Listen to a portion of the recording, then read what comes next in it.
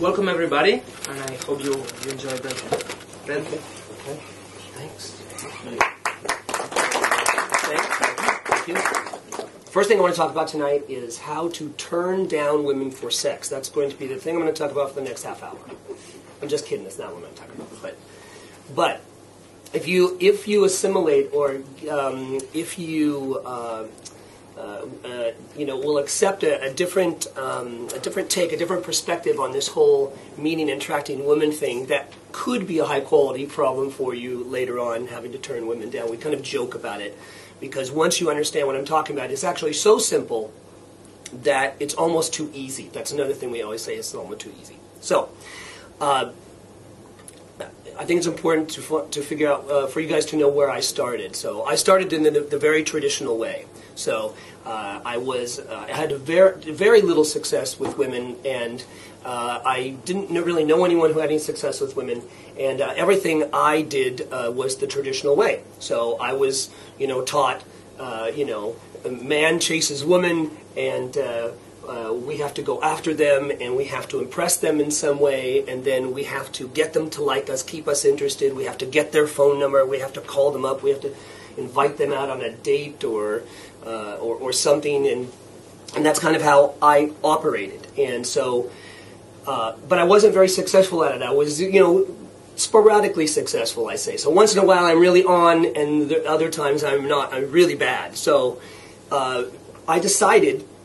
So everything started happening to me. So I was getting rejected. I have all the same problems. It's being shy, not being able to know how to approach, not to know what to say next, getting very nervous, and then feeling very bad afterwards if someone weren't interested in me.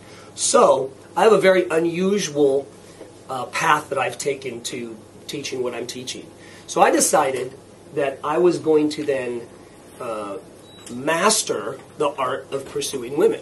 So I was going to figure out what the secrets were, and so I did it, again, the traditional way, becoming, a master pursuer, right? So a guy who knows how to pursue women, and I would get thousands of phone numbers and try to talk girls into all kinds of stuff, and it just was a matter of, I increased the amount of times that I did things.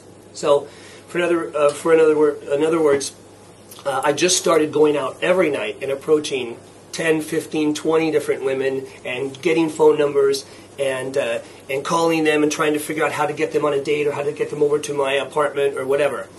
But what happened was, the only reason that I became a little bit more successful is because I increased the numbers. All the other stuff was still happening to me. So I was still getting rejected. I was still getting what you guys might call blown out or frozen out or whatever. Women would roll their eyes. They weren't interested. They would turn around. They would say they're leaving with a friend, and all that kind of stuff that happens. And it was I decided that it was all too much work. So because when I was collecting all the phone numbers. I had them all in my pocket. I was trying to sort them out later, and then I had to figure out, what do I say when I call him on the phone, and how can I be more interesting than another guy who might be calling them, and all this crap. And I thought, I'm lazy. I'm pretty lazy. I want to do things the easy way. So I had this crazy idea that maybe I could do things sort of backwards and flip the script a little bit and do a little bit less work, but have the women come after me and chase me. So. And it was just an idea at first. It was just a theory that I had that I wanted to then go out and test. So I started going out, and I still approached women.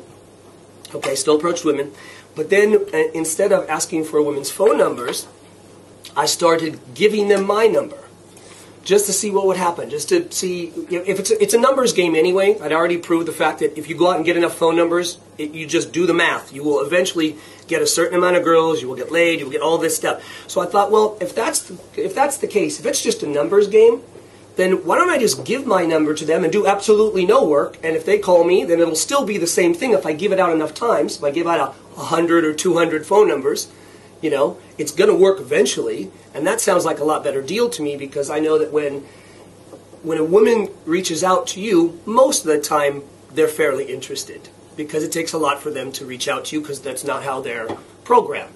We're always chasing them. So I started doing it, and it started working very slowly, but it started working, and then I thought, oh, this is great. So this is a new way, a much easier way. I don't have to, I didn't have to maintain those relationships anymore. Because even if you become good in the traditional art of picking up women or being a pickup artist or pursuing women, at a certain level, if you become really successful, it's a tremendous amount of your time and energy will be taken up in maintaining that success. Does that make sense to you? So all the things that you have to do, right? Because you can't just, if you're chasing them, you can't stop chasing them. It doesn't work like that. You have to keep chasing them. So even to keep it going, even if you would hook up with the same girl over, you have to keep making it happen instead of it coming to you. And that's just far too much work for me. I thought, I'm just a lazy guy. I just don't want to do that work anymore. I want to be able to have women reaching out to me and coming after me, and then I just want to be able to choose if I want to hang out with them or I don't want to hang out with them. And so I started down that road, and I started perfecting that and figuring out what does it take to take that to the next level. And at first it was all techniques. It's all technique driven. It was how to give out my number, what to say, how to do it, when, and then what to do when they call you. And then I decided to figure out how to make that better. So I decided to create the inner game part of it. So because for most guys, when they hear, well, women are not really going to chase you. I mean, they're not programmed to chase guys. So why would they do that? It takes a certain kind of guy to being a certain kind of guy to have women interested in you instead of you always having to show too much interest and then feeling bad when you get rejected because it's not returned, not reciprocated. So I started to figure out that it all starts with the inner game. And inner game is really important. So it's all the stories that you tell yourself about, I'm a sexy guy, women are interested in me. Whenever I talk to women, they want to be with me, and so they want to call me. And so if I give them my number, or sometimes they ask for it, then they will do all the work. Okay? And I know that, I used to lead women and try to, I'd be the masculine alpha male, and I would lead them and tell them what to do and stuff like that. And this is the same thing. You're still doing that. You're just doing it in a different way. So you're still leading them, but you're leading them into chasing you. But you're still leading them. You're still being the man. You're still making the effort. You're still approaching. You're still talking. You're still being funny. You're still, helping them escape from their boring lives by hanging around you and doing whatever it is you do when you're talking to them. And it becomes this vibe that is so irresistible. That they do all kinds of crazy things that they've never done before. Now, what we've been taught is that we can maybe make them do some crazy things, right? Because we know all the tricks and the techniques, and you can read everybody's book and stuff like that on that, and we've all got those things. But what if you didn't have to do any of that, and you could just show up at a place and hang out and talk to a girl that you think is super hot and have her interested in you, and then have her want to leave with you? And have her do all the work, and have her maintain the relationship, and have her continually trying to hook up with you and texting you saying, "Can we hook up tonight? Can we hook up tonight? Can I?" That's what we should all want. Right? We should all want the easy way, not the complicated way. And so what we've done as guys is we have overcomplicated everything. So I just want you to know, when I'm talking about this other perspective for you guys to entertain or to have an option to have. I used to do it all the old way. So I did it the same way that you're doing it now, or that you've done it, and all the same stuff has happened to me. So all the same bad stuff has happened to me. So I went through it all, and it was way too much work, and so that's basically how I got to where I'm at in teaching what I teach. So I'll kind of just go over. If you guys have any questions, make sure you ask me questions. But I'll kind of go over what it is. When I first talk to guys, the first thing I say is stop pursuing women completely. No more pursuing women. No more chasing women. No more calling women. No more giving women compliments. No more anything that you would know. No dates. No dating. No dating. No traditional dating at all. None of it needs to be done. All of that is for us. We created that as a roadblock and a slow way to be with women, and a slow way to hook up with women or get laid or whatever. There's a much faster path. And it's the path of least resistance, actually. In fact, the only person who would resist it would be you. The women don't resist it. You will resist it, probably. And I did at first, which is why it didn't happen very fast. And as soon as I started saying, wait a second, women will do this. They want to do it. They're waiting to meet a guy who's different than every other freaking guy they meet. Right? Think about it. You go out, I mean, you could just interview women and ask them what kind of guys they meet. Every guy says a version of the same thing. And then all we do is we try to compete with each other and be the better guy, be the stronger alpha male. Maybe if I'm a little bit different, she'll pick me. That's really not a way to go through your life. You should just show up as this incredibly sexy, cool guy that they all want to pick. That sounds like a much better way to me to live your life. But in order for that to happen, you have to get rid of some old habits, some bad habits, and you have to create new habits. So you can't pull women in if you're still pushing them. So that's what I always say. Stop all this bad behavior. Stop all this pursuing. Stop giving them power they don't even want. They don't want that power you're giving them. They don't want you to chase them. They don't. I can guarantee that they don't. And the minute that you actually believe that and you do the inner work and tell yourself all this stuff, they will start to do it. They will start to do it. And then if you just continually expect that and tell yourself that that is your life, all of a sudden there will be an avalanche of women who find you irresistible. And what I said earlier will make complete sense. It will almost be too easy. In fact, you will be tempted to make it complicated again because it's so easy. You'll say, how could it be this easy? Every guy on the earth would be doing it, but they're not. Because they don't think it's possible. And we keep selling it the other way. There's all these, images in the media and you're programmed that this is the way things work, but they don't work. If they worked, they would work. It's first of all, it's too much work. And if you give the idea that a woman might be attracted to you initially a chance, you will see all of this. You will see it happen to you. And then if you will keep it simple, then it will happen to you more. It'll happen to you all the time. And the story that you guys should want to tell your friends about getting laid and meeting chicks and however you guys talk about it is you should want to tell the simple story. We all want to tell the complicated story, right? Because it makes us seem cooler to other guys and everything. We're like, oh yeah, I was in this place and these girls were standing there and they had like 4 big guys with them and they were all their boyfriends and there was a ring of fire around them. And I had to get through the ring of fire and get those phone numbers. It sounds like a great story. Everyone's like, dude, really? Seriously? That's the coolest thing ever.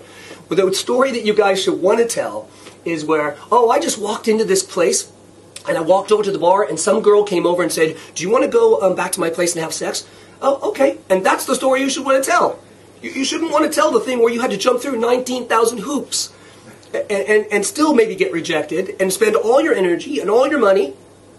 You should just want to show up as this guy who is the true alpha male and the true strongest males, because the strongest males don't need to pursue women. They just don't.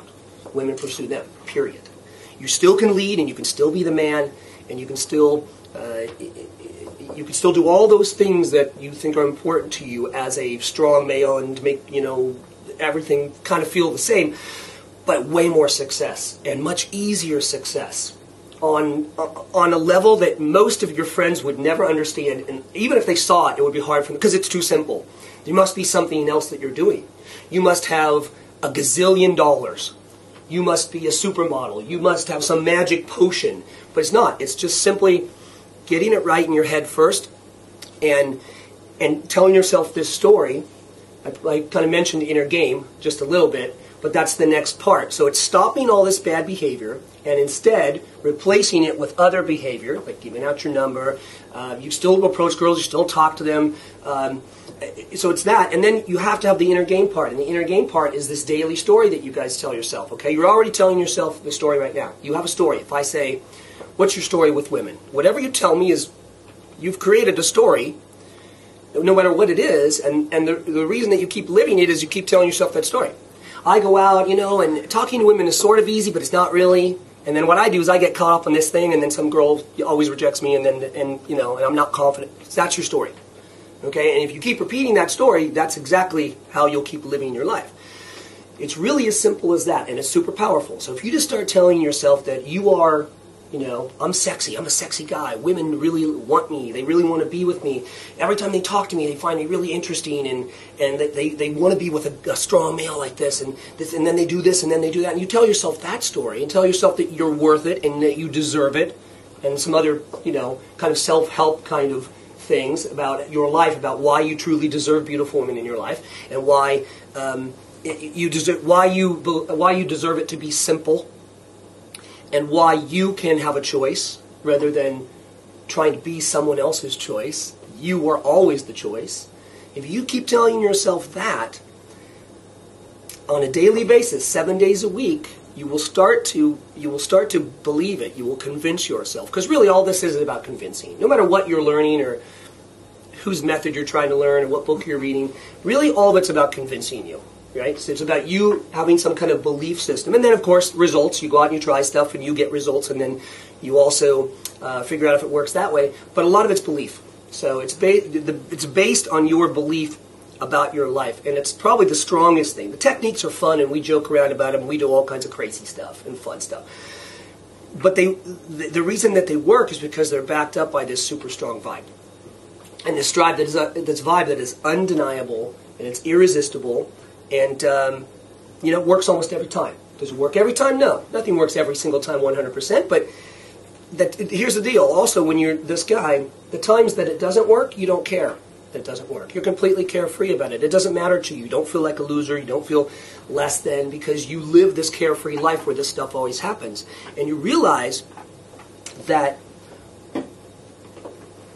all the things that you've been told about women and sex and all that kind of stuff is really just it's told to you so that you will continue to live attached to it and live in some kind of mind prison around it, okay? Because truly, you don't really need any of it. You've just been told that you need it. And I don't tell you that to discourage you. I want to motivate you, but it makes it more complicated when you're told that you absolutely need it. You need to sleep with 100 chicks, because then that would make you cool, make you a man, your friends. You don't really need that. And actually, the moment that you don't need to do that is when you sleep with 100 chicks. But they'll all be chasing you. So you won't have to do anything. All you'll do is just walk around your life, whether it's at Starbucks or the mall or the hotel bar, and you'll just walk around as this guy happening all the time, and women will be kind of throwing themselves at you. So that's kind of the basis of what I teach and what I do. And and obviously you can ask Christian or David or Daniel. They've been out with me. They've done some phone coaching with me. They've seen it. They understand it. And maybe from their perspective, in your language, they might be able to explain some of it to you clearly, or all the little nuances of it. But that's kind of it in a nutshell. And here's the thing.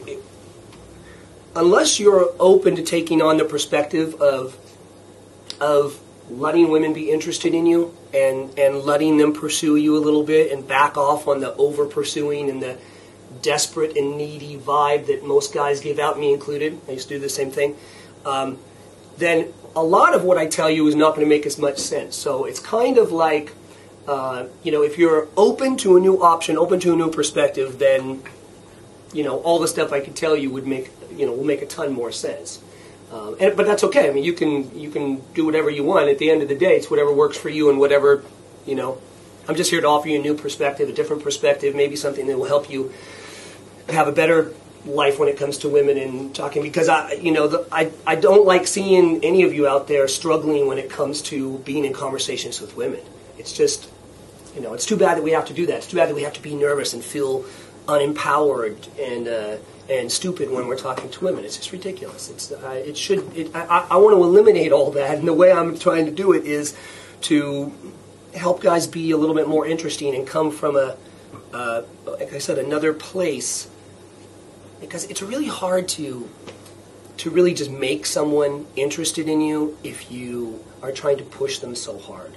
If you're desperate and needy and creepy, you guys know what I'm talking about, right? You know what I mean? It's like, we've all been the needy, desperate, creepy guy, and we see them all the time. You can go to any nightclub or any bar, and you watch them. And you're one of them sometimes, but I mean, you watch them and you go, oh man, that's bad. So none of that needs to happen anymore. So with this kind of way of thinking and kind of flipping the script and doing things kind of the opposite, the backwards way, counterintuitive, however you want to think about it in your own mind, and just kind of maybe giving it a shot or just being open to it will really, I think, help take your lives to the next level. In every part of your life, by the way. It won't just be with women, which is what Christian kind of said at the beginning of the thing, is that we talk about women and we focus on getting laid and getting chicks and being popular and having an enormous amount of women. But at the end of the day, if you really knew how unimportant that is, it would blow your whole mind. I mean, and that's what happens when you start to realize what I'm talking about, because it will open your mind to all kinds of things. You'll make more money, so you'll attract a lot more money, because money will be easy to make after this. Okay, because it's the same mindset. It's the same, like, you deserve money. You deserve to attract things to you. You don't always have to go after them and try to get them in a desperate way. You can still show up and be around it, but you want to attract it to you a little bit. So it'll help kind of every part of your life. So what about the fun part of pursuing women? The fun part? Yeah. What's fun about it? I have fun with that. You do? Yeah. Well, have fun just being cool, and you can still approach them and talk to them, but, I mean, you're making a game out of it? Is that what you're saying? And you like the game, the funness of it? Yeah. Yeah, I mean, Well, then. just talking to them and see how they react to you. I have fun. Not like techniques and stuff. Yeah. Like, talking. Well, it should be fun still. No, I get what you're saying. I mean, I have fun when I talk to girls, don't I? Yeah. I have a lot of fun. So, you can still enjoy it, of course, and have fun. You're just not there for the same reasons. You're not trying to get a specific result. And that's the tough part, is trying not to be attached to getting a specific result, and you'll actually have way more positive results when you do that. And you can still have a blast. We have a great time.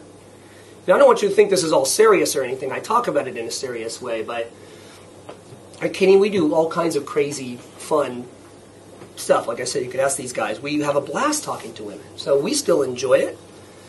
We're just not in it for the same thing anymore, which makes us way more successful at that when we realize that. And so every time we go out, we actually do have fun. It's not a job anymore. It used to be work, because I'd approach so many different sets of women and get results and then do this. And it was like, after a while, I think for me, it became kind of unfun. So I actually wanted to enjoy myself again, which is why I wanted to just relax about it and not worry so much about it. Oh, if I get laid, this means one thing, and if I don't, and if this girl likes me, and if she doesn't like me. And so I just had to as soon as I let all that go, everything started making sense to me, and I had a lot better time than I used to. What I don't get is like, if you're in a nightclub and you see these, let's say, these hottie blonde girl, what if she doesn't tell anything to you? Like, if you're standing there and she doesn't come to you? Oh, she doesn't have to come to you. I'm saying that could happen. I mean, I think that we approach girls. We talk to them. We're standing next to them. We say, hey, what's up? How you doing? What's going on? Let's get this party started. I mean, we're crazy. We have a great time. So speak to them. Yeah. I mean, what's going to happen when you kind of live this lifestyle is that it'll be a mix of both. You're going to still approach women, and you're going to talk to everybody. But in the midst of that, women will be interested in you, and they will approach you. And they'll approach you when you're doing nothing. These guys have seen it. They'll come up and just talk to you. But yeah, this isn't about sitting in a corner and not doing anything. This is definitely, you still are out there. So you can still enjoy it. You can still not pursue, you can still talk to them, but you're not trying to get the same thing.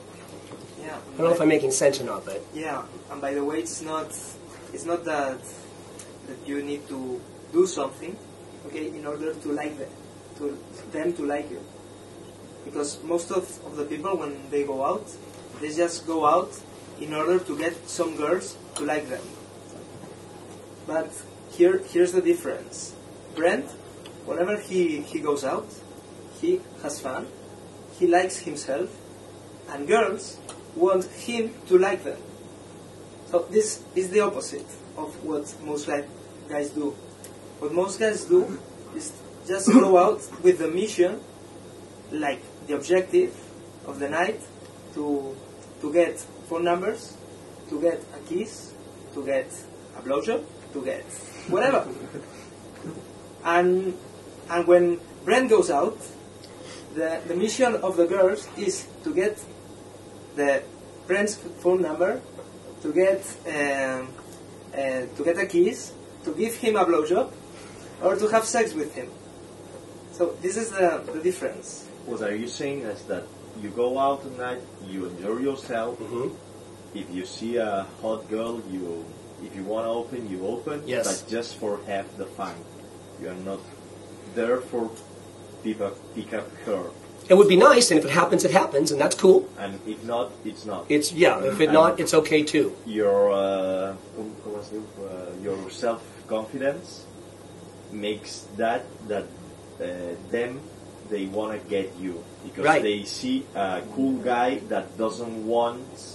That's right. They're only having fun, but you don't care about the results. Yeah, but it's not that you're mean to them or that you don't care in a bad way to turn them off. They are actually turned on. So you're not being mean to them in that not caring. You're not saying, "Oh, get away from me." You're not doing that. But yeah, they've never met anyone who does that. You've got to understand that one of the reasons that this really works well is that it's so rare. If you ask a girl to talk about the last 100 guys who approached her, she won't really have anything new to say about any of them because they all did the same thing and they all had the same vibe. It's that one guy who was standing next to her and talking to her and then not talking to her and then maybe re-engaging again, but he didn't really care. That's the one she wants. And she never meets that guy. The reason that they keep standing around and waiting for guys is because they don't even know another kind of guy exists. But you're right, that's why it works. That's one of the powerful. So you became a challenge for them. Okay. That's maybe the reason why when you have a girlfriend, you are more successful sometimes. Or yeah, you have some of that the girlfriend confidence. Every other girl is now interested in you, and you get in a fight with your girlfriend because some girl is staring at you at the bar. It's the same thing. You just don't have to have the girlfriend to have it. You can have many more options. But that's the reason why women are very attracted to gay people? Could be? Because of why? Because the guys aren't pursuing them? Them? Yeah. I've heard that before from a lot of women. That they wish that their gay male friends were straight, or that they met straight guys like that because these guys are not pursuing them, and these girls love them, and they wish they could sleep with them. So, I don't suggest pretending that you're gay or anything. Not that there's anything wrong with gay people. There's nothing wrong with it. I'm just saying that, but no, it's a good point. So yeah, so you're starting to get it a little bit. It's like this mindset of there's something very attractive about not caring. And I want to, let's explain, something else came in mind that I think I just want to explain to you really quick. Another reason why it would work is that when most people go out, and most people in any room have a lot of problems, a lot of issues in their life, right? Maybe they don't like what they do for a living, they're not very good with dating or relationships or sex or love, they don't like their job, they have problems with their parents. My point is that when people are out, they're out to escape. And when you're being this carefree guy who doesn't really care, you're like a magnet to everybody because no one acts that way. Everybody has issues and problems, and if you will approach it in a way where you are helping people escape from those problems, you're not adding to them, which is I think what we do a lot when we're out, you're like a magnet. It's attractive in itself, even if you weren't direct with some girl, and even if you didn't show interest as you've been taught that you need to show, that attitude and that vibe in itself is attractive. In itself, just that. And then anything else you would do or be would be icing on the cake, sort of, would be extra. But in itself, because people don't meet carefree people. They only meet people who are angry about something, they need something, they're desperate, they want something from you. Those are what people meet. And nightclubs and bars are full of people like that. It's not their fault. Everybody's just trained that way. That's why you stand out when you're the opposite. And I'll say another thing, is that other guys are only your competition when you're doing what other guys do. When you do the opposite of what other guys do, you have no competition. You don't. And if the girl wants to go with them, let her go. Let it go. There's millions of women. You got to live a life of scarcity, not a life of. I'm sorry, not live a life of. Heads on wrong. You want to live a life of abundance. So we, as guys, we are attached to scarcity. We think that, oh, we never know where we're going to get laid again. We never know how I got to do it right now, which is fine. It's okay because life can be short, so you definitely want to live. But when you're just this other guy, there is no competition. You know, I mean, because they're not doing anything. And the girls will actually be interested in you, and those who are interested in the other guys, let them go, let them have them. Let the other guys do all the work. Just let them do all the work. And then you can do what you do, and what you do will be simple, what they will do will be complicated. And they'll still be doing the same thing 10 years from now. They still, right now, if I had stayed and did what I do, pursuing, I'd be like on this hamster wheel that I never go anywhere, but I'm always moving, and I'm always tired, and I have to keep it going. It's exhausting. And do you tell yourself something when you get rejected? Yeah, well, first of all, I tell myself that you know, all women like me, they all want to be around me, they're happy to see me when I come up, and they're excited, and you want to tell yourself that, so your story has to be that happens. And then in the moment that it happens, when you're actually telling yourself your story, you say, and I'm fine if they're interested in someone else, or they're doing something else, or they're up to something else, I'm totally fine with that. Instead of saying, I'm going to be angry when I get rejected. So part of that is definitely your story. That rejection doesn't bother you, because it's not really rejection. You know, the only reason you think it's rejection is because you've convinced yourself that it's rejection, and it's a word that you've learned, and there's a label on it, and this is what it means, and this is what it doesn't mean. And all this stuff is just created. It's all fake. None of it's real. All the stuff that we've been taught, all these concepts that have been kind of pounded into our head by our parents and society and the media, it's just all fake crap. All it does is make you a better consumer. That's all it does. None of it's real. So you have to realize this. And so even the ideas of, you know, man chases woman, monogamy, marriage, it's all fake. None of it's real. We keep it real by keeping agreeing that it's real, but that's the only way that it is. So you can change your whole story about your whole life, and your life will change. And if you do it consistently, you can't do it for just 1 week. You need to do it every single day so that you can create these new habits, and then you will start to see this evidence show up in your life. And I'll say another thing that when you were talking about nothing happening, you know, a lot of our resistance, and certainly this is what happened to me too, was that I was telling myself that I had all these things happening, but none of them were happening. So there was no evidence. So girls are always after me, they're always into me, they're always calling me, they approach me, they're propositioning me for sex, they're doing all this crazy stuff, but it wasn't happening for real. So I struggled with that for a little bit, and then I decided to embrace another concept about creating. So I realized that I could create all of this evidence in the moment that I'm telling myself that I have it. So if I stop worrying about whether I actually have it, then I might be able to have it. But if I keep saying, oh, I don't have it, it's not true, it's never going to happen, why don't I have it? I need it. Then I go right back on the other thing. So you have to understand the concept of creation, that every word you speak, every thought you think, every word you write down, that's what's creating your life in the moment. It doesn't matter what happened 5 minutes ago, 10 minutes ago, last 8 times you went out, none of that matters. It's great from an experience standpoint, you learn from stuff, but that has nothing to do with what can happen in your life moving forward. So you have to understand the idea of creating. So you're creating that evidence as you're telling yourself that you have it. And then it starts happening. And then hopefully you build on it and you keep believing that you're going to be consistent and have this life, and then it just continues and continues and continues, and you just keep going to the next level. Because I used to have a really big problem with, I would be successful in something that I was doing with women for a little bit, like I said, and then I was not successful. And I couldn't figure out what it was.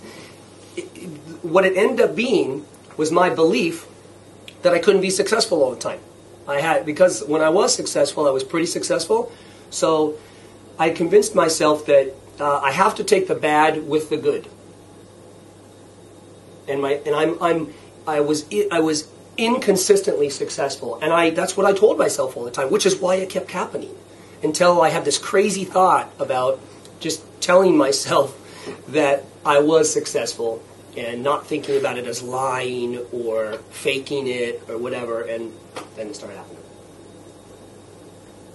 Yeah, one of the things that maybe you can explain that I saw you in your videos, and is similar to the question that he made, is that you have learned it, or some things you have learned from average-looking guys that were doing things. Maybe I remember a story you told in one of your videos of one roommate that was shouting in the shower, like, saying, "I'm the man," something like that.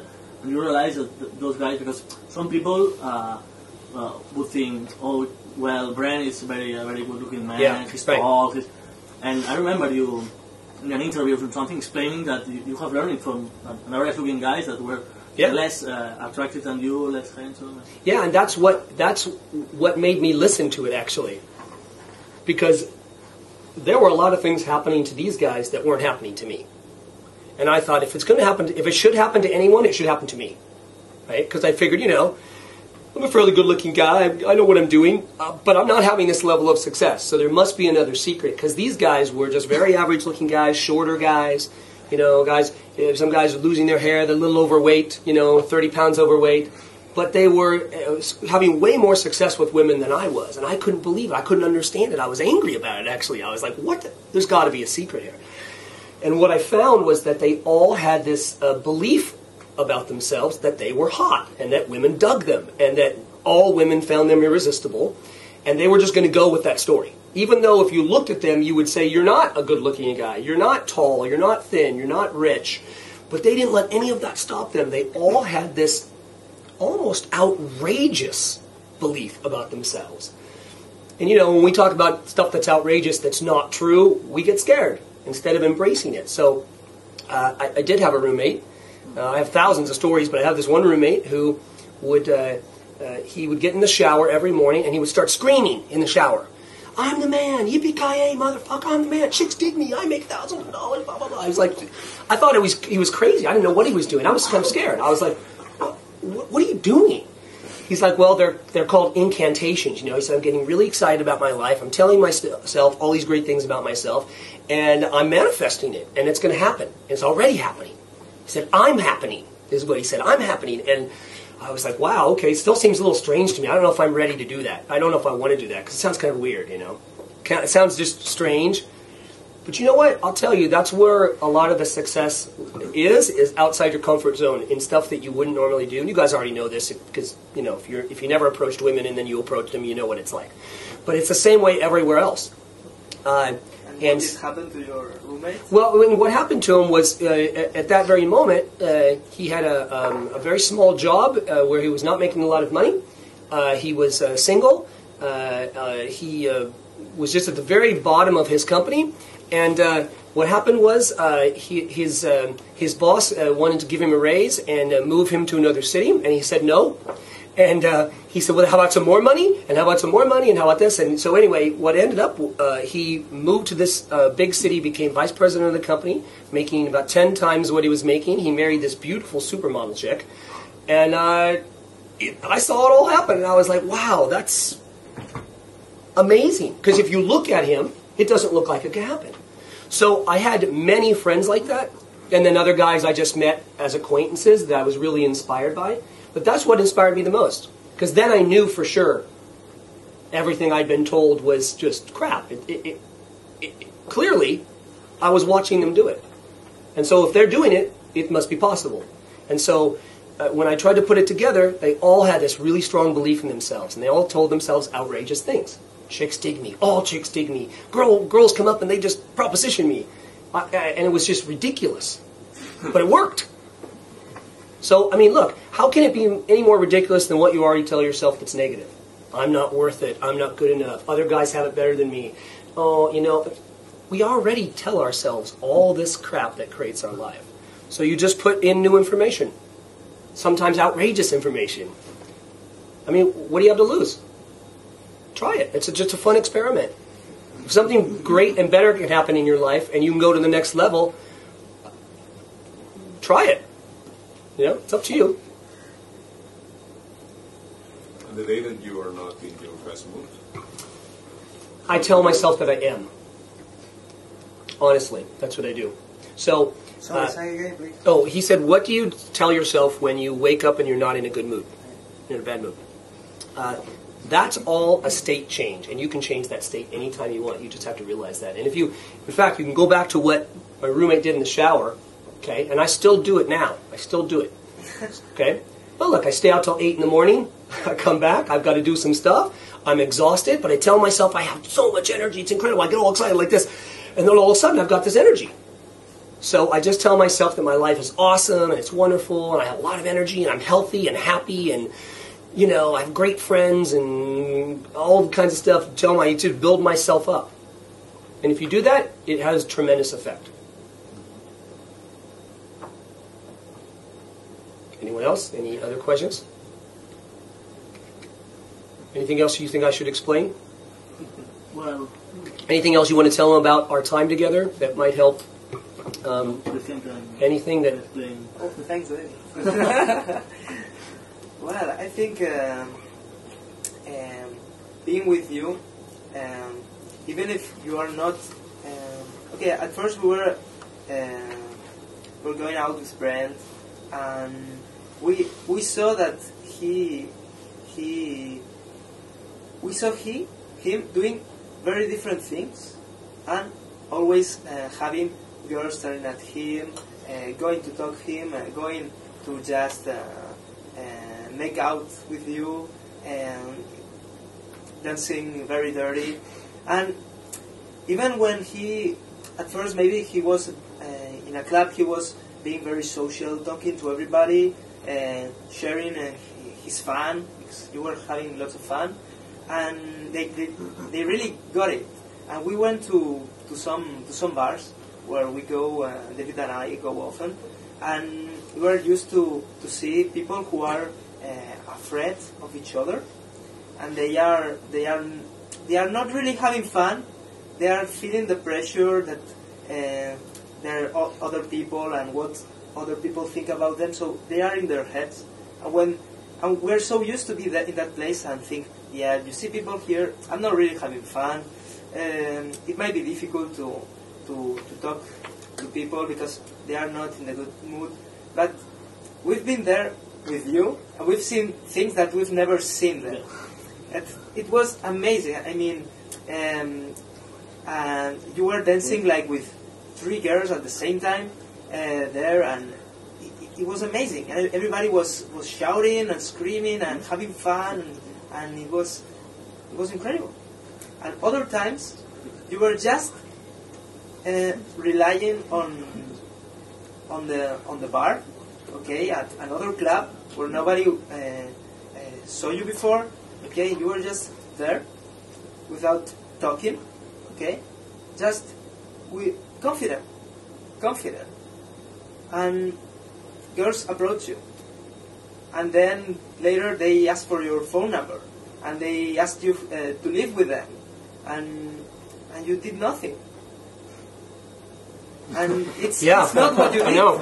It's not what you did. It's who you are. That's right. It's who you are. And this is sometimes it sounds too good to be true.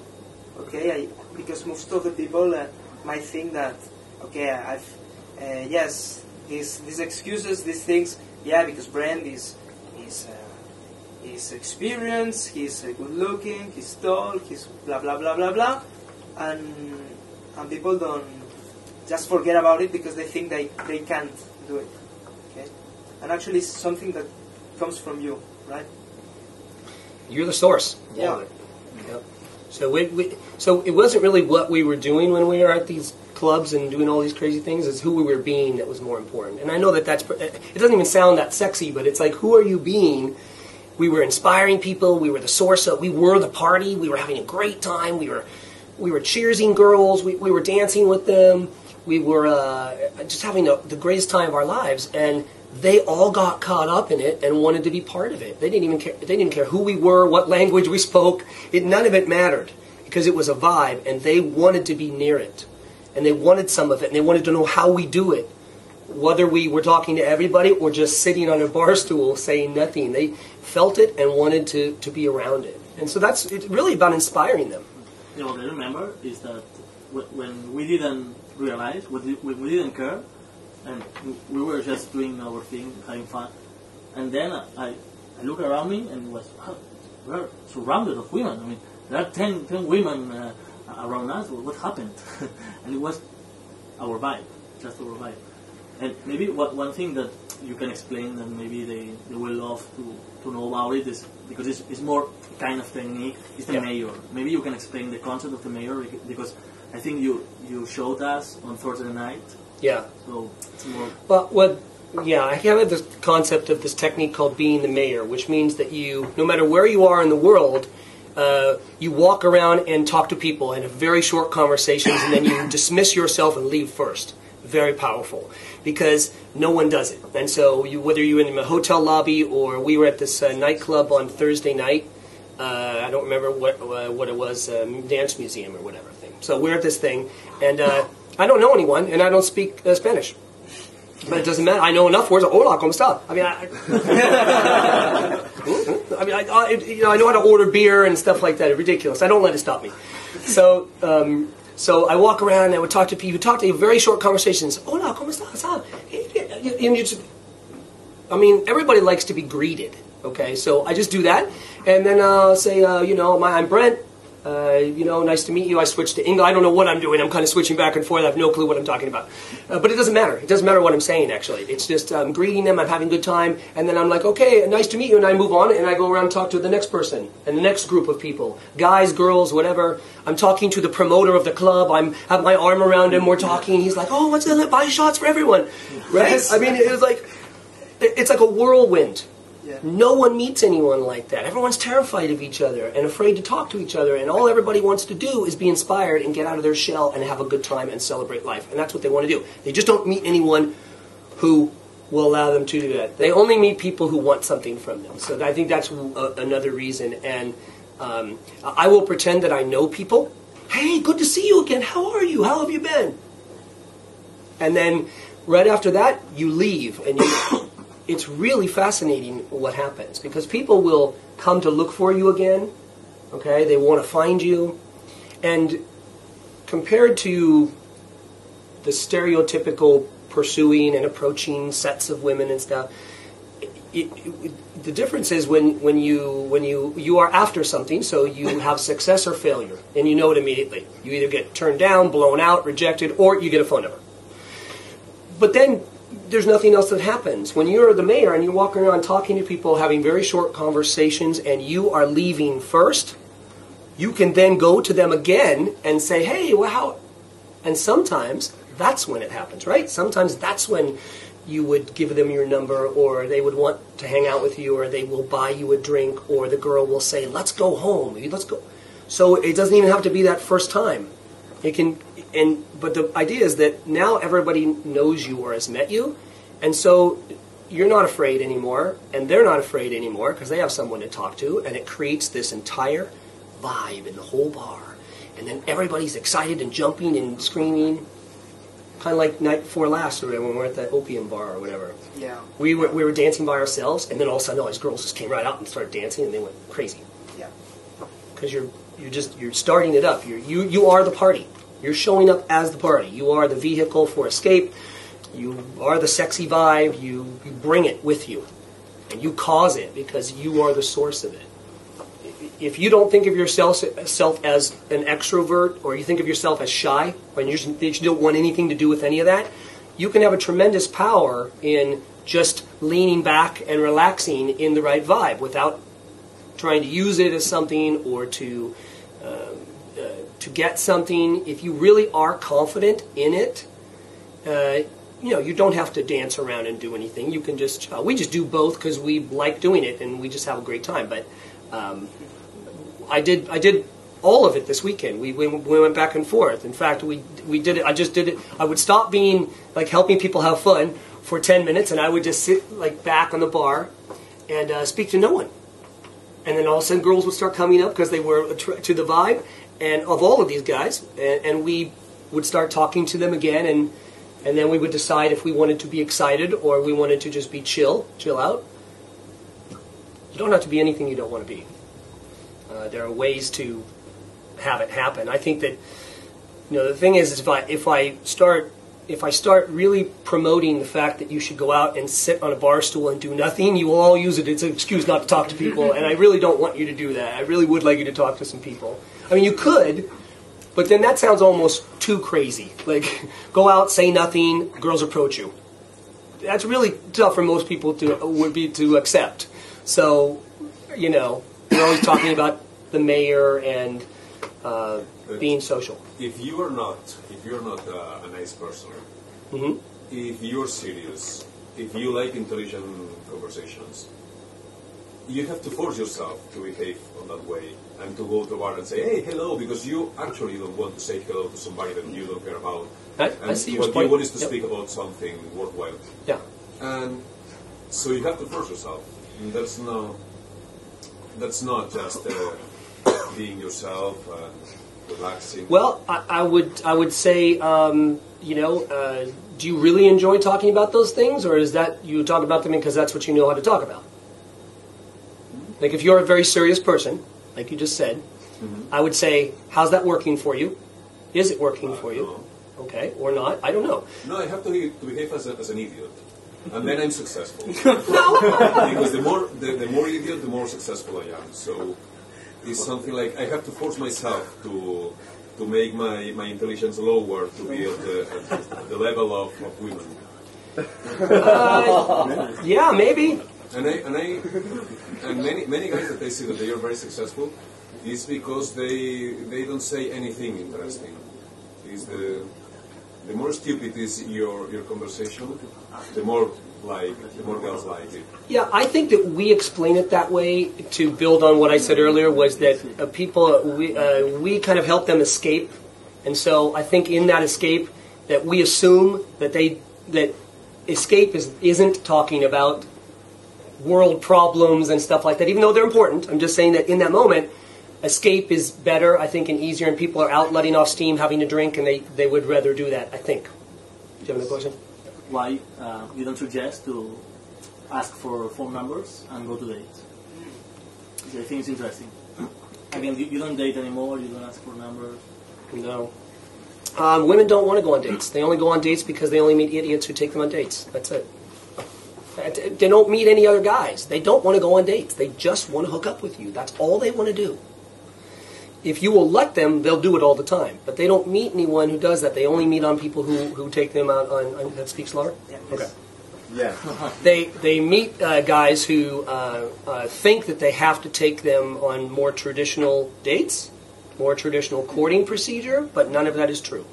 It only is that way because people still do it, but it's not. It doesn't have to be done. So the other part of not doing hard work anymore is that when they're interested in you and they're calling you or texting you or BBMing you or whatever they're doing, and they just want to hook up with you. They don't want to necessarily go out on a traditional date and marry you right away. They want to have fun, and so dating is really for you.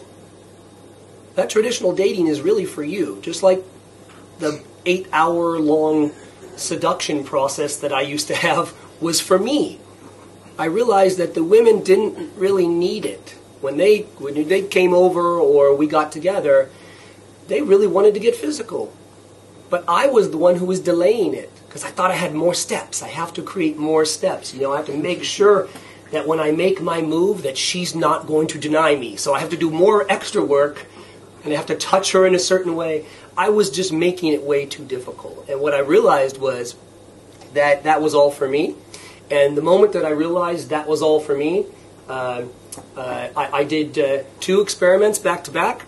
I had 2 different girls coming over to my house one night after the next. And so I decided that instead of go through this several hours of seduction, that I was just going to make my move within the first 5 minutes of her being in my house and to see if it worked. So I did, and it worked. And then I thought, wait a second, do you mean that I have been wasting all my time, all these years, trying to seduce women and talk them into sex when they came over wanting it? They didn't need to be talked into it anymore. So then I started operating like that. And that's when I started figuring out, well then, I don't have to take them to dinner anymore. They don't even want to go to dinner. Wait, is it possible that they just want sex? Oh my gosh, if that's the case, I have to completely do things differently. So I said, well, I'm going to do no work. I'm not going to get their phone number. I'm not going to call them. If they want to be with me, and I know they do, then they can call me, tell me they want to be with me, and then they can come directly to my house, and we will hook up, and that is it. And then if they want to text me again and say, do you want to, hook up again, then I can decide whether I want to or whether I have another girl over or whatever. And that's kind of how I got into really not doing any of that work anymore. But I did all the experiments. I did all of the little things that you would need to do to prove it either way. So, not everything I tried worked, but that did. But then also, for me, at the beginning, I almost didn't continue it because I thought, this is too easy. There's got to be some more skill to it because I've been told that there's lots of skill to it and this is very difficult. But I went ahead and just accepted that it was easy. I accepted that that's what they wanted to do. And just so you know, some of those girls that I did that with did become my girlfriend. So it wasn't just a one-night thing. So even if I wanted a girlfriend, I wanted to be with one girl, it still started the exact same way. They would come over for sex first. And then I would get to know them. It was an interesting backwards way that I had not been taught before. And so whether you are looking for a relationship or a girlfriend or, I don't know, whatever it is that you're looking for, it can all begin the same way. A lot of that pomp and circumstance, I call it, the traditional way, that's just all been created. And again, women will go out on dates and they will accept a date proposal because there's no one else doing anything else, right? They don't meet another guy who, this guy that we're talking about today, this kind of archetypal male, this true alpha male, he's very rare. So he's not walking around the Hotel Om all the time or Sudden or whatever the place is or Opium. It's a very rare occurrence. The only guys who are walking around those places are guys who are pushing and trying to control. And I need something and I want something. And then they will say, well, oh no, women want to do this. They want to go out on dates. You have to call them. Yes, you're making it that way. But if you would just let them be interested in you for once and just back off a little bit, they would, you would see. They will do it. And then you will accept it. And again, you have to accept it in a way where you still believe that you're the man and you're the masculine one and you're in control and it's okay. That's all the stuff you can do. That's the power they want you to have. They want you to be empowered that way. They want to court you. They do. They do. We prove it all the time that they'll do it, and I'm not the only one who lives like this. A lot of those guys that we talked about who were very inspirational to me, they're still around, and they are still attracting women the same easy way that we do it, and they are of all different shapes and sizes, and so they're just average guys who are doing it. I get what you're saying, but I found out that there's a sort of girls that even though they like you, with her ego doesn't let her come to you because it's like they don't feel like going after you. That can be true if that's how you believe, but it's not necessarily true. That's your experience. Yep, kind of. Right, yeah. So I'm not putting you down for it. I'm saying that's your experience. So yeah, and look, we could sit here all night and talk about how women are programmed to only do this, right? And not every woman's going to do this, and they want the man to take them and take them. Okay. But if you believe that, then that's exactly what will happen, right? Some girls won't do it. Now, I'm not saying that all girls will do it 100% of the time, but I'm saying that if you were to have more women be brave enough and inspired enough to come after you, you would have to believe it's possible first, with all of them, especially the super hot ones. especially the younger ones, or whatever it is that you would normally resist, that's what you would need to believe. You know, as crazy as it might sound to you, the beginning of that happening to you is that crazy belief. All women will come after me. All women chase me. All women, you know, as like I said, as kind of funny as that sounds, that will give you access to that level. And if you don't do that, you will just continue to live whatever your limiting belief is, right? So if your belief could be, very average-looking women who don't have very many options, they will call you, but not the hot ones because they have too many men pursuing them. And they have too many options. Okay, if that's how you believe, then that's going to be your experience. It's not my experience. My experience is that the hotter they are and the younger they are, the more they pursue me. And I live that life all the time. And so do all my friends. So I want your life to be easier. You know, I want your life to be easier. I want you to have everything you want and have your life be easy and have the woman thing be very simple for you. You all deserve it. You should be able to have any woman you want. And so, hopefully giving you a few insights on how that may be accessible to you, and then you can decide whatever you want to do with it. But it will all be based on your belief about it. Right? So like I said at the beginning of this, if you just think that women pursuing men is just never going to happen, it's ridiculous, that's how you'll do it. I mean, and that's it. I believe what I found out that some girls, they talk about me with her friends, but with me they're like they kind of like they don't want to show up that they are interested. Okay. So I don't as they don't want to show me that they are interested, they don't go after me. So if I don't go after her either. Yeah. So it's like. And you have to be. I mean, do you need every woman? I mean, that's the other thing. Do you need every woman to be interested in you? That's one thing I'd say. But the other thing I'd say is it's usually you. Usually it's you. Okay. So when I say that maybe nothing works 100% of the time, maybe even though it may not be my fault. What happens?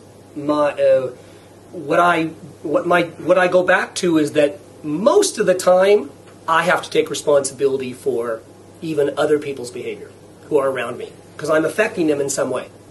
I'm either inspiring them or I'm, making them angry or whatever. But I take that responsibility, and that's part of what, I know that's not your experience.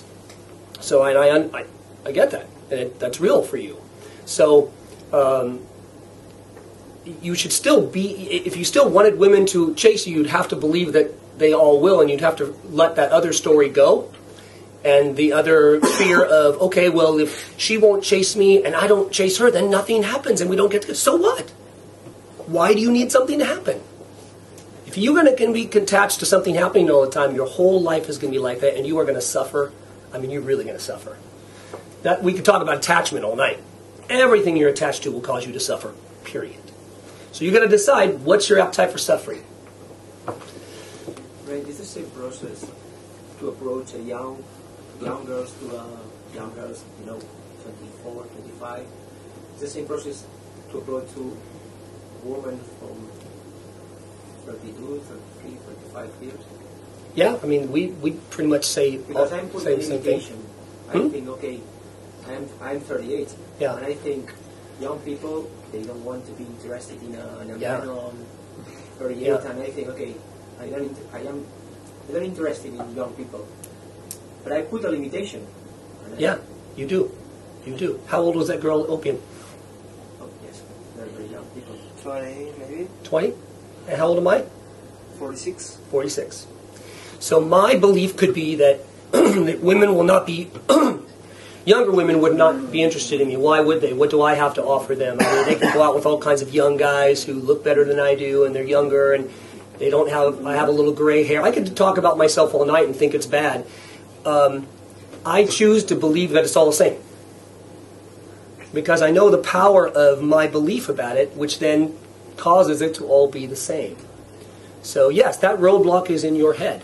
And so the same process and everything else we've been talking about tonight is same process. It's all based on your belief. And once you believe it, then it might start happening for you, but not until. You know, I get that question a lot from older guys, actually. They think, oh, younger girls won't talk to me. Why would they? Why would they be interested in me? I'm too old. They've got all these other options. But that's only because you're making that statement that that's the truth. Good question, though. Any other questions? Maybe you could explain, because you never reach out to girls, okay? Mm-hmm. And what's your experience with being getting, I don't know, text messages from girls, or how do you handle after you've met them? Mm-hmm. What's happened next? Well, I do very little conversation. Short sentences, small words. So I continue building a sense of urgency to get together with me, rather than writing 4 paragraphs when a girl, you know. So in other words, I appreciate the fact that she's reaching out to me, but I'm not that excited about it. I'm okay with it if she wants to reach out to me, but I'm not going to get drawn into the non-stop back and forth text messages or IMing or something. To me, your phone or whatever is a meeting planning device. It is not a conversational piece. So you shouldn't be having any conversations on your phone. It should just be about getting together. It should only be about getting together. And if your only criteria is that you will only get together with women who reach out to you, and that's the way that it is, then that's the only women you'll start attracting to you. And then when those messages come in, I think when a girl meets me from my vibe, they realize that I am not the other guy. They know that I'm not the guy who's going to take them out. And it's very clear. I don't say it to them, by the way. I don't ever have to tell them. Just being around me, they get that that's not how I operate. And they're fine with it, or they're not. A lot of times they are. And so then they will reach out to me. And so if they reach out and say, hey, what are you doing? I'll tell them exactly what I'm doing. I'm working or chilling out. I don't say, I'm chilling out. You know what we should do is we should really get together and go. Because then I'm being a pursuer again, and I get right sucked back into that whole thing of all that work. So I'll wait one more. They'll say, okay, so should we get together? I say, oh, you want to get together? Oh yeah, I might be able to get together. Yeah, Tuesday night, 8 p.m. my place, drinks. And then I just send my address, and that's all I do. And that's it. If I want to. Now, I don't do it to every girl, obviously, but if I want to, if I'm not busy, and it is up to them to do all of the work. Because my criteria is, the only women who are allowed to be with me are ones who chase me. I have a criteria. I do not entertain any other type of girl. And I know that would be a jump for a lot of guys, a very big risk for a lot of guys, but once you take it and once you're living it, there is no other lifestyle, because why would you want to do any work? After you prove it to yourself, after you've got some evidence that this is possible. So that's a good question. I maintain the being congruent with that same vibe. So in other words, when they text me or message me, I don't then start pursuing them. I never pursue them. So they can't even make me pursue them. So I'm still being standoffish. But I'm letting them get together with me. I mean, I'm saying, oh, you want to get together? Yes. So, you know. And if they send me like 4 messages and it's not about getting together, I will then say, I suppose you want to get together, with a question mark, and I will send that. And then that will tell me immediately if this girl's going to keep wasting my time, or if she's going to get to the point, or if she's just going to come over to my house, or whatever. So I can stop that ongoing messaging that just wastes so much time with, between guys and girls. And so that's the deal. And they really, and women really should kind of have to hunt you down. They should have to kind of, figure out where you're at, and how do they reach you, and how can they find you, and compete with other girls. And compete with other girls for you. That's, to me, that's just my opinion, but to me, that's a better lifestyle. I didn't enjoy pursuing and getting turned down and all that stuff. I don't want to do that anymore. I'd rather just... It's kind of like, I want to say that when a woman will reach out to you, they are pretty much sold. You don't need to sell anymore. Because they're interested. Why would they reach out to you if they weren't? Most of them don't reach out just to have conversations, even though they might be programmed. You go right to the hooking up. So, hope that explains it. I don't have any long conversations. I don't email with them. You know, they can contact me. They reach out on my BlackBerry, on the BlackBerry messaging thing, and they will send me texts. But I also train them all by responding in certain ways or not responding to how I should be communicated with. So if someone were to say, let's just say a girl didn't understand what I was talking about, and she says, so, are we going out to dinner? I wouldn't even return the message. So, you see what I mean? I'm not going to even tell her no. I'm not even going to get involved. Obviously, I've sent the wrong vibe, and I don't need to fix it. I don't want to fix it. It's too much work to fix it. I'd rather just, hang out with someone else. Remember, it's abundant. There are abundant women in the world. They're not scarce. So. The same thing if you are in a club, talking with a girl, a hot girl that you like, and finally, if she didn't ask you the phone number, you just leave, say goodbye. No, you can mention taking your phone number. So if she doesn't always have to be the one that asks for it. We should have said that in some of these conversations. And this will speak to what kind of he was wondering about over there, is we keep our conversations very light, and we keep them about fun and partying and escaping. And so we will say stuff like, what are you doing for the rest of the evening? What are you guys up to? What's on the plan for the weekend? What's on the agenda for tonight? What place are you going to next? And we're just having conversation. And then within that, they'll tell us, and then they'll kind of ask us, and then we'll say, oh, you know what? We don't know. I don't know what I'm doing, but I don't know. Just shoot me a text if you want to know where I'm at. And then a lot of times they take out their phone and take the number and give me a text. So I don't always wait for them to ask. You don't have to do that. That's kind of like sitting on the bar stool and saying nothing. I mean, you have to be kind of have a great vibe to have that happen to you. So you would do both. If you don't take off, the phone, you have to be okay with that. Yeah, you don't want to tell them to take out their phone.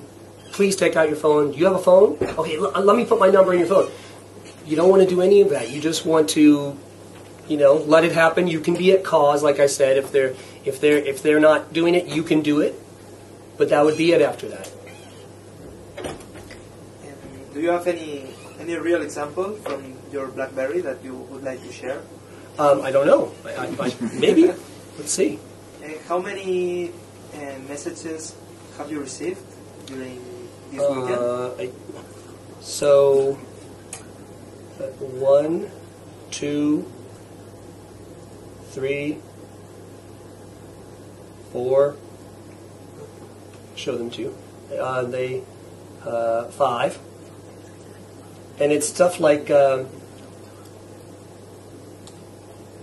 they will, and these are girls we met throughout the weekend that we were just partying with. So we weren't trying to get together with them. They were just part of it. We have this whole party group that just we build as we go through the weekend, and all these people want to get involved and meet up with us. And we don't. It's not like we're not trying to hook up with all these girls, but we have all these girls surrounding us, and it's kind of fun. So they'll just send messages back and forth that say, "Let's get this party started.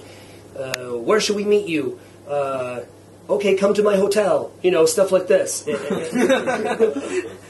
and it goes on and on. So probably 5 of the messages from the girls, and 5 different girls, and 2 of them were 22 or 23 years old. One of which came to my hotel room. I remember the black girl that was following you. Oh yeah, that girl. Oh my God. And yeah. I think you told her, no, I don't want to go with you. She asked me to leave like at least 3 or 4 times. But she didn't understand because she came to me and asked, what are you doing next? Or who's your friend? Yeah, I kept saying, no, I don't want to leave right now. I'm having fun with my friends. I don't want to leave. We're dancing and having a good time. No, I know, but I just want to let you know that I will leave anytime you want to leave. I said, yeah, I heard you the first 14 times. I get it. okay, you want to leave, but I don't want to right now. I'm going to hang out with these guys, and we're going to party, and I didn't come here to just walk in and leave. So the papers were changed. Huh? The roles were changed. Roles. Yeah. Yeah, exactly. That's what the roles change. You flip the script, so you become the hot woman who all the men are trying to chase, right? And begging you to leave, and we should get together. And do I have your phone number? I don't know. Do you? Yeah, well, I would want it. Let me find my phone and get it. It's like they're all crazy. Like it's like it's very important. So yeah, she must have followed us around all weekend. That one, we saw her like 3 times. Yeah, and she was, because you told her that you were at Odelon, she was that's waiting right. for you at the lobby. Yeah, she was waiting for me in the lobby. So It's true. that's how powerful this is when you do what no other guy does. No one's ever seen it before, and they're like, well, then I must go find him. I have to go find him and figure it out. Why is he ignoring me? I mean, they'll just follow you around. Yeah, she was waiting for us in there. What's your relation with alcohol? So do you drink when you Yeah, go out? I do. All the time. Oh. And I drink a lot, a ton. And I can drink so many beers, and I've been doing this for 25 years. Doesn't affect anything I do. It's the same. But Exactly the same. You did the experiment of not drinking at all. I did. I did an experiment for 3 years of no drinking at all. And I went out to the same nightclubs, and I stayed out all night. Went out till 5 in the morning, 6 in the morning. I went to Las Vegas. I traveled to Europe. Everything. I did all the things. Same results. You know, I just enjoy drinking socially with my friends, so I do it. But I don't have to, and you don't have to. You can do anything you want. You know, a couple of the guys on the weekend didn't drink very much, you know, or hardly at all, and it was fine. It's more of a vibe. It's more of a crutch if you think it's a crutch. I think that this is important for learn all this pickup wall, because sometimes if when you start and you drink, normally you feel more confident if you are a little bit drunk. Yeah. And I think that sometimes can happen the problem that if a person who's starting and drinks when he goes out, finally he starts to think that he needs 3 beers for approach a woman or talk with the people, and in fact you can, I don't know, pick up the girl who's selling you a T-shirt or during the day in the street, in the bus, in the subway, everywhere. Yeah. So, I mean, and that's really one of the reasons that I did the experiment with not drinking, just to see if that was the case, right? So can you do it without alcohol? I didn't want alcohol to be a crutch either, so I wanted to make sure that it wasn't, because I wanted to remove every crutch and every excuse and figure out what was this really about.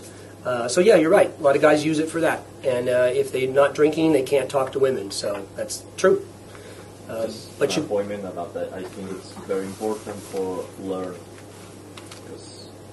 Yeah, I think it is important to learn that you can do it without drinking. I mean, you guys weren't drinking all weekend, right? For some of the time. When I went out, I wasn't drinking because I had to work. Yeah. So. And it's fine. So neither is a requirement. You can do whatever. But I would say yes. I would say a guy who uses the alcohol as a crutch probably shouldn't, and he should learn the other way. Yes. Well, what do you suggest to have this? To not have anxiety of approaching if you're not drunk. I mean, because when you're drunk, is what he said. I mean, you are present. You don't worry about the future or the past, and you don't worry about yourself. So you just see a girl and you go, "Hey, how are you doing?" But when you don't drink, do you suggest any? Well, I suggest doing it anyway, approaching anyway. You got to get some practice. You got to just turn and say hello to someone. How you doing? And you've got to struggle through it, even if you fail. You just get pushed through it, and because that's how you learn. That's how I did it when I stopped drinking. I was a little scared at first because I thought maybe I won't be able to do it, and it was tough the first couple times, keeping the energy going, keeping the conversation going. And then I thought, what am I doing? I should just relax and chill out. And then I built more confidence, but I had to keep going out and doing it. So practice is really important. And then I did the mental thing. It's what you tell yourself is super important too. So there's always a couple parts to it. But I would just go to a place and do it. You know, That's what I would say. And it's all the same stuff. You can still be funny. You can still relax and chill out. You know, you can have all the same kinds of conversations. You just need to have them to realize that you can. And then once you do that, you'll be fine with it. And do you make solo surging? Do I do what? Going out alone. Oh, do I go? So Yeah, I go out alone. Sure. Yeah. When I travel a lot, sometimes I'll be in town a day or two early, and so I will. I often am meeting girls in my hotel bar, or I will even go to a kind of a bar lounge myself. Yeah, because I will talk to anyone. So, you know, I even talk to guys who are standing at the bar. I will just say hello, whatever, strike up a conversation. So I'm pretty friendly, and so it always seems to work out. And with women. Yeah, with women, it works out pretty well. I mean, I think yes, exactly. So with men too, because maybe for business or something. Yeah, I think in general, attracting people to you who want to be around you can have a lot of great effects on your life for money and business and stuff. But I find that the moment that women really find that you're okay being out alone, they really find it okay, and they are attracted to that. I think people in general are amazed that you can be out alone, because most people would be terrified. I used to be terrified. The thought of it would just, make me nervous, because you think everyone's looking at you, and if you're just sitting there, you can't just sit there. You got to say something to someone, or you look stupid, right? So I had to get over that whole thing. I had some really great. I've had some of the best nights of my life going out alone. Because I reframed it as, it's easy, and people love when they find out I'm out alone, and they want to party with me, and they want to take me places, and so I got invited to all kinds of things by people, and had met new friends, and just giving up my fear of going out alone. All this comes from your confidence, about your belief in yourself. So, could you give some advice about how do you get this confidence, and how do you build this confidence? Yeah, okay. So some ways that people can learn from it? I think certainly by going out and practicing, you would build confidence, obviously. So there's the part where you go out and you get some evidence from the field and stuff like that. But I think one of the basic things you guys should be doing is you should rewrite your story. Whatever your story is, the story about your life, or not your life, but it doesn't have to be a long one, but something if I say, what's your story like with women? Tell me what happens. And then you proceed to tell me how it is for you. I would take that story and I would write a new story, but in the present tense. So as if all of those things that are bad are now fixed. So you have everything that you want, but you write I'm a confident man. Women and people love when I'm in the room. They are inspired by me because of my confidence and all this kind of stuff. And you can throw anything you want in that story, and you want to tell yourself that you already have it. You have it right now, not 6 months from now, not 2 months from now, but you have it right now. And if you will take that story, and you will you make it. You don't make it too long. You want to only be doing it for like 3 to 5 minutes in the morning, and about 3 to 5 minutes in the evening, and you can go and stand in front of the mirror if you want in your bathroom or whatever, and you can read your story, tell yourself your story. And then you start visualizing it. Visualize what being confident would look like, or having the stuff that you want, and then you get really excited, like my roommate. And if you will do that 7 days a week, first time when you wake up and right before you go to sleep at night, and then you could think about it if you were having doubt or negativity during the day, or you were having a problem during the day, you could think about your story again. And that's the baseline for being confident and being everything, and being the archetypal male, and having women dig you and making more money. It all begins with that. And as long as you realize or accept the concept of creating, because there's not going to be any evidence right away of what you're telling yourself in your story, right? There's not going to be any physical evidence necessarily. If you understand that idea, that concept of creating, then all of a sudden it's going to start manifesting. It's going to start happening. And so I think with that inner game covered, and then still going out and being social, I think those are the two parts. And in your story, you also want to put in any other things about your life that you're unsure about. So you want to put in there, I deserve it. I deserve great things. I deserve great women. I deserve more money. I deserve to be successful. I'm happy. I'm very happy. I'm courageous. I'm carefree. People love, they're inspired by it. I'm always in a good mood. Anything that you want to address, that you're having a problem with, put that in your story. And it will change your whole life. And it will. And all of a sudden, all these crazy things will be happening to you, and successful things. And then when you go out and you walk around the world, you'll start seeing evidence of it, because people will give you stuff. People will want to work with you. Women will want to be with you. Everybody will court you. Not just women. Everybody will try to court you. They will come after you. They will try to get you to work with them. They will try to hire you at their company. Because if you think about it, that guy is so rare, the one who's kind of elusive that no one can catch, that everybody wants that person. They want some of it, and they'll do anything to get it. So that's how I would start it. It's very important. It's like the baseline of everything that you do is that story. There are some people here, some attendees, who have girlfriends. Mm-hmm. Okay.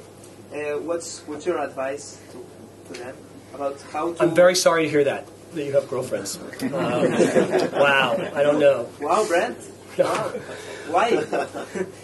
No. So what's the question about girlfriends? Yeah. So the question is for guys who are in a relationship, and this sounds very good, but they love their girlfriend and they want to stay with that. Okay. What's your experience about how to keep the power in the relationship? Yeah, you always have to keep it. In which ways? It has to. Well, it depends on what your relationship with your girlfriend is right now. So if you, I don't know how it started out, but if she's got all the power that she doesn't even want, you'll never get it back. She's just going to cheat on you with someone who's not being you, who's being someone more powerful. That's what's going to happen. You've got to take the power back.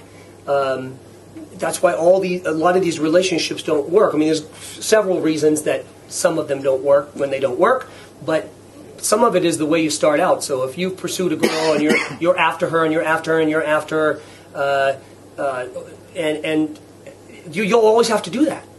There won't be a time where you don't have to do that. And again, it's exhausting. Even after 5 years or whatever, it's exhausting, you know? And if you listen to them when they tell you need to change certain things about you and stuff, the moment you change anything about you is when they'll go look for someone else with that old problem you used to have. I don't know if I said that too fast, but it's like anything women ask you to fix, when you fix it, they will then go look for another man with the same problem. They will, because it's not about fixing you, but they don't know that. They've been told that you must fix someone. You must make them into someone who they are not right now. You must fix them. They spend their whole time trying to fix you. And then they're no longer attracted to you. Because you don't have any more problems. You don't have any more power. They have it all, and then they will go look for someone new. So I'm telling you, be nice to your girlfriend, of course. I mean, be in a good relationship and all that kind of stuff. But I really wouldn't change anything about you. I mean, unless you have some kind of extreme disorder that I don't know about. But other than that, I would say, be who you're being. And if you're doing any fighting, any arguing, any bickering, having to explain yourself, that is all stuff you don't need to be doing. You should be able to do whatever you want, whenever you want, with whoever you want. And if that's not your relationship, I don't think it's going to work out too well. That's just my opinion. You've got to have relationships in the traditional way are very confining, and they don't need to be, because we're attached. So that's all. If you want to have a healthy one, then just make sure there's a healthy balance of power. Not that again, it's I can tell you very stereotypical things about them, but I don't know how you entered a relationship. So if you told me that, then I would say, oh, well, here's the issue. You're going to have to clearly do this other thing because you've now given her, way too much power, and neither of you will be happy. It's not just about you. It's also about them. They wake up one morning and they go, oh, I'm not happy. I thought this would make me happy. I thought this is what everyone was supposed to do. A lot of people wake up like that. Seriously. If you ask people who are in relationships or are married, or you're maybe friends of yours who are now divorced or whatever, they just wake up one morning and they don't even know why they were ever interested in that person. Probably because someone told them that it was time to get married. It's time to settle down. Most of your friends are settled down and getting married. You should do it too. Well, you don't want to end up old and alone, do you? What happened if you were old and alone? I'd be free and excited if I were holding alone. I mean, that's the plan. The plan is to have no one bugging me. So I think that's what people wake up from that. They all of a sudden, you've got all this social programming, and one day you wake up and you go, "Oh my gosh, what did I get myself into?" I love my girlfriend, but I should be like much happier than this. And clearly, there's something going on, and it's really not you. It's all the stuff that we kind of take in and believe that's true, and then we do it just because everyone else is doing it, or we do it because that's what everyone else does. That's the way our traditions are, our culture, customs. But then look around. What are the results? Who's happy? Who's really happy? Even if the people stay together, are they truly happy, or are they just settling for less than what they could actually have? And are they making the best of a bad scenario, a bad situation? Most people are making the best of a bad situation, but they might be too lazy to get out of it, or move on, or do something, or they're too old, or let's just stay in it, or we have to do it for the kids, because we have kids now, so we have to do it for the children, and stuff like that. All the same excuses people have been making for a long time. I'm not making any judgment call. You can do whatever you want with your life, but just make sure you're happy in your life, and that's the bottom line. And if you're not, then change it, and do something different. And don't worry about what happens. Just do something different. I mean, don't hurt people, but do something different. Be happy. Some of your friends are in relationships with a great woman. Yeah. And they might have an open relationship. Yes, some of them do. Yeah. Yeah. I think they've figured out that to be able to do what they want to do, they need a very understanding woman. And from the very beginning, they don't try to pretend that they are anyone they're not. They are saying, "This is me. I like being single. I don't really need anyone. So if you want to be with me, you have to understand that I'm okay being with you or not being with you. Either way would be fine, but this is who I am. This is what I do. And you're either interested or you're not. And this is how I do it." And not making excuses or defending yourself or trying to change. And so the guys who are in more successful relationships now, they have that agreement with their girlfriend or their fiance or their wife, and when it works out, okay, because they are a little bit more independent. Not completely independent, or you wouldn't be in a relationship, but they're a little more independent than most people.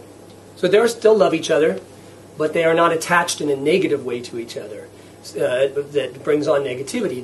They appreciate and respect each other, and they're passionate about each other and stuff like that. But it's all positive, and they're fine not being with each other too. They're fine doing their own thing and going their own place and hanging out. And so that's a healthier way to live than trying to control someone or be controlled or have to know what everybody's doing. I don't think you should let someone step on you or treat you badly. I'm just saying that if you both have an agreement where you're going to treat each other well, then I think these guys have figured out. I also think the women understand about my friends that they're really not ever going to kind of settle down completely. I think that they just want to, and the way for them to settle down is to tell them that they don't have to settle down and that it's okay if they don't, and then the men are happier. If your girlfriend's always saying, "You need to settle down, you need to stop doing this and that," you will want to resist it, But these girls have said, "Oh yeah, do whatever you want. Yeah, that's fine. It's fine. Yes, I understand. Do whatever you want." And for men, we're like, "Okay, I could do what I want. That's cool." I mean, we're not always going to do it, but we want to know that we could if we wanted to, right? So if you decided that, not that you would, but if you knew that, hey, my girlfriend would be cool with that. That's a cool girlfriend. Yeah, okay. So I'm happy staying with her, because I know that if I really needed to do something, I could do it. That's a much better relationship. Most people don't have that, but so the guys are. A few of them are married now, so this isn't only about living like the single life forever or whatever. You can choose whatever you want to choose. The reason that I really spend my time out here talking to guys and stuff and doing what I do is, no matter what you do, I just want you to know that you have more options and that you should really be thinking before you do something. So when I say to you, "What do you want?" I want you to think of what it is that you want, and then why do you want that? Is it really what you want, or is it what you've been told you should want by another guy, your parents, society? Why do you really want it? No one ever, oh, but I don't know, because I just do. That's what everyone does. That's not the right answer. The right answer is, why do you, to look at, why do I really want it? Maybe my parents wanted it for me. Maybe my girlfriend wants it for me. Maybe, wow, I really don't want that. So you find out things about yourself. And that's all I always ask people to do, is just take a moment, instead of making that quick decision and, making a mistake in your life where that could last for many, many years. Just think. You have options. You don't have to do what everyone else does. Or you can find a new way to do what they're doing, but have it be healthier and better, and everyone be happy, and so on. So, it's one of my whole things is that, I joke a lot about relationships and stuff, and the things that men and women do, because it's funny to talk about.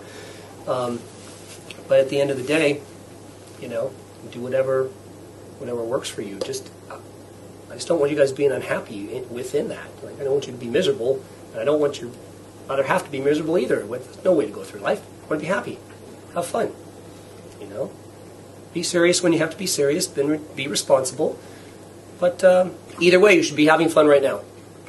While you're thinking about it, or while you're waiting to see what happens, you should be having a blast and living it. Thank you very much, Brent. Thank you, guys. Okay.